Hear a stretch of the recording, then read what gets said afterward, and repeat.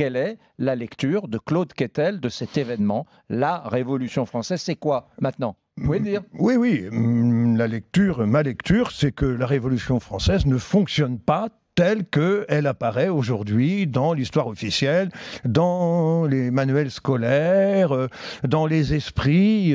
On nous a menti? Oui.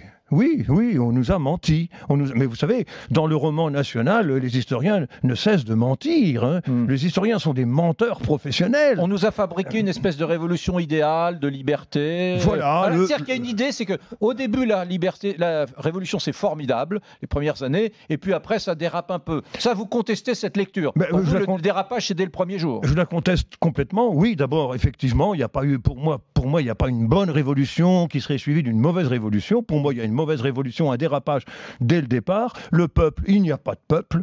Le peuple n'est pas là, n'est pas au rendez-vous, alors qu'il est sans cesse invoqué, et encore dans les films aujourd'hui, tous plus mauvais les uns que les autres.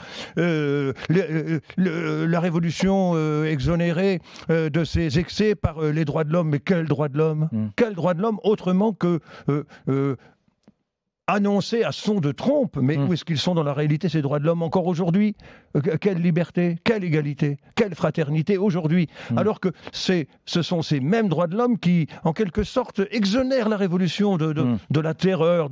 On parle des guillotinés, mais vous savez, on pourrait aussi parler des 250 000 morts de la guerre de Vendée, des 300 000 morts des guerres que la révolution installe aussitôt, non pas pour propager la bonne parole, mais pour commencer d'abord à vouloir imposer sa dictature et puis ensuite piller.